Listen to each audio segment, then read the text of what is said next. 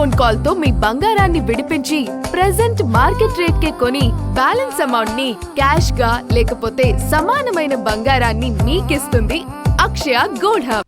అధికార విపక్షాల సవాళ్లు ప్రతి సవాళ్లతో శాసనమండలి దద్దరిల్లింది. గవర్నర్ ప్రసంగానికి ధన్యవాదాలు తెలిపే తీర్మానంపై చర్చ సందర్భంగా భూ కేటాయింపులు, సంక్షేమ పథకాలపై వాగ్యుద్ధం చోటు చేసుకుంది. మరోవైపు రోజు ఉదయం 10 గంటల నుంచి మధ్యాహ్నం 1:30 వరకు సభ నిర్వహించాలని శాసనమండలి బీఏసీ నిర్ణయించింది. ప్రశ్నోత్తరాల అనంతరం శాసన మండలిలో గవర్నర్ ప్రసంగంపై ధన్యవాదాలు తెలిపే తీర్మానంపై మండలి చైర్మన్ మోషన్ రాజు చర్చ చేపట్టారు. తీర్మానాన్ని బలపరుస్తూ ప్రభుత్వ చీఫ్ విప్ పంచుమర్తి అనురాధ ప్రసంగించారు. ప్రజల ఆకాంక్షలకు అనుగుణంగా కూటమి ప్రభుత్వం పాలన చేస్తోందని, గవర్నర్ ప్రసంగంలోనూ అది ప్రస్ఫుటమైందని తెలిపారు. అనంతరం పరిశ్రమలకు భూ కేటాయింపుల అంశంపై జరిగిన చర్చలో అధికార విపక్ష సభ్యుల మధ్య మాటల యుద్ధం నెలకొంది. కూటమి ప్రభుత్వం ఇష్టానుసారం పరిశ్రమలకు తక్కువ ధరకే భూ కేటాయింపులు చేస్తోందని వైసీపీ సభ్యులు ఆరోపించారు.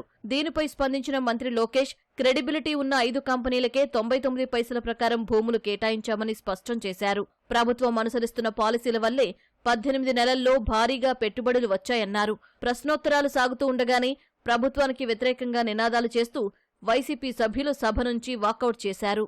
ఏ కంపెనీకి ఎన్ని ఎకరాలు ఇచ్చామని ఇచ్చారు, ఏ డేట్లు ఇచ్చామని ఇచ్చారు, కానీ 99 పైసలకి అన్ని కంపెనీలకు ఇచ్చారా, కొన్ని కంపెనీలకే ఇచ్చారా, ఏంటనే వివరాలు కావాలి కదా అధ్యక్ష. అది 99 పైసలకి 5 కంపెనీలకి మేము భూమి కేటాయిస్తాం జరిగింది అధ్యక్ష. టాటా కన్సల్టెన్సీ సర్వీసెస్, రెండోది కాగ్నిసెంట్, మూడోది ఏఎన్ఎస్ఆర్ గ్లోబల్, నాలుగోది రహేజా, ఐదోది మదర్సన్ ఇంటర్నేషనల్ అధ్యక్ష. వీళ్ళే పిల్లేపిచ్చారు అధ్యక్ష. దీనిపైన కోర్టులో పిల్లేపిస్తారు, కోర్టు కూడా ముట్టుకాయలు వేసింది అధ్యక్ష. తెలుసుకోమని చెప్పండి దయచేసి.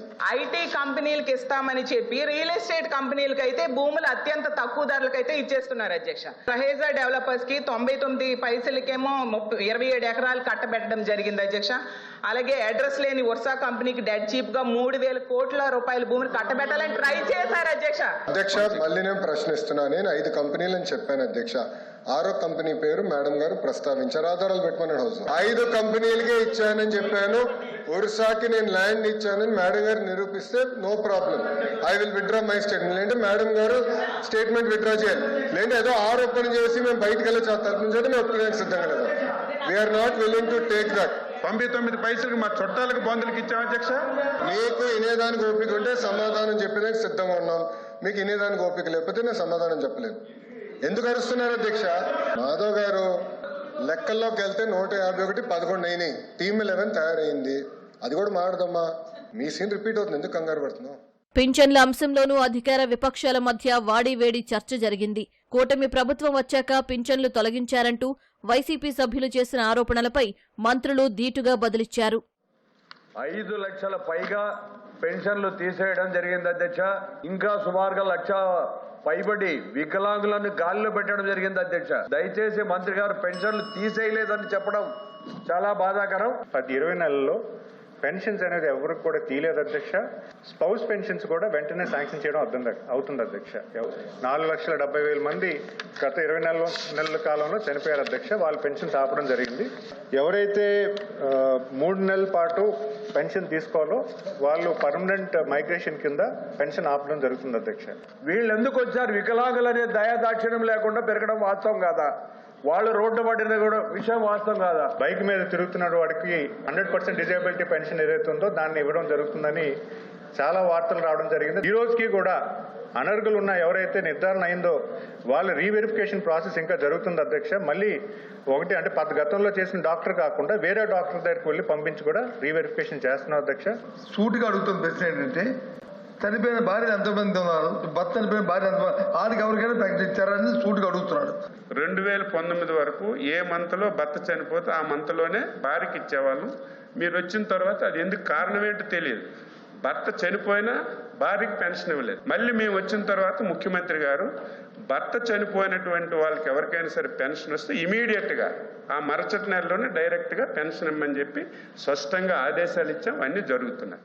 తల్లికి వందనం, అన్నదాత సుఖీభవ పథకాలను లబ్ధిదారులకు అందించకుండా గవర్నర్ ప్రసంగంలో అసత్యాలు చెప్పించారన్న వైసీపీ విమర్శలపై అధికార పక్షం తీవ్రంగా మండిపడింది. గతంలో అమ్మఒడి కుటుంబంలో ఒక్కరికే ఇస్తే ఇప్పుడు ఎంతమంది ఉంటే అంతమందికి అందజేస్తున్నట్లు మంత్రులు చెప్పారు. ఒక్కరికి అన్నదాత సుఖీభవ అందలేదన్న ఆరోపణలను ఖండించారు. ఆ విషయం నిరూపించడానికి ప్రతిపక్షం సిద్ధంగా ఉందా అని సవాలు విసిరారు. కనీసం ఒక్క తల్లి ఖాతాలైనా కూడా విద్యార్థికి 15,000 రూపాయలు జమ చేసినటువంటి పరిస్థితి ఉందా? 20,000 రూపాయలు కంప్లీట్ గా ఇచ్చినటువంటి రైతు ఒక్కనే చూపించమనండి అధ్యక్ష. 7,000, 8,000 రూపాయలు ఇచ్చారు తప్ప పూర్తిగా 15,000 రూపాయలు ఇవ్వలేదు. కాబట్టి వెరిఫై చేసుకోండి. నేను తప్పుతో పట్టించట్టు పని అని మీరు రుజువు చేస్తే నేను దానికి విత్డ్రాయి ఎప్పటి చెప్తాను మాటలు చెప్పాను. దయచేసి గుర్తు. ఎల్ఓపి గారు ఇచ్చిన ఛాలెంజ్ కి నేను సిద్ధం అధ్యక్ష. 15% తల్లికి 100లో 15% కనుక 7,000, 8,000 పడి ఉంటే 18% అన్నారు. మళ్ళీ 15%కి మారారు. ఓకే, 15% కూడా ఛాలెంజ్. మీరు కనుక వివరాలతో సహా కాన్స్టిట్యున్సీ వైజ్, జిల్లా వైజ్ ఇస్తే ఎస్, నేను ఏ సెక్షన్ సిద్ధం అధ్యక్ష. ఇంకోటి 2 అధ్యక్ష 2 తప్పుదో పట్టిస్తారని చెప్పారు అధ్యక్ష. 48 లక్షల మందికి అన్నదాత సుఖి భావిస్తే గౌరవ సభ్యులు అంటారు ఒక్క రైతు కూడా పడలేదని అంటున్నారు. దానికి కూడా ఏమైనా ఛాలెంజ్ అధ్యక్ష. నేను ఛాలెంజ్ చేస్తా ఉన్నాను. నేను సిద్ధమైతే నేను ఛాలెంజ్ చేస్తాను, సిద్ధంగా ఉన్నా.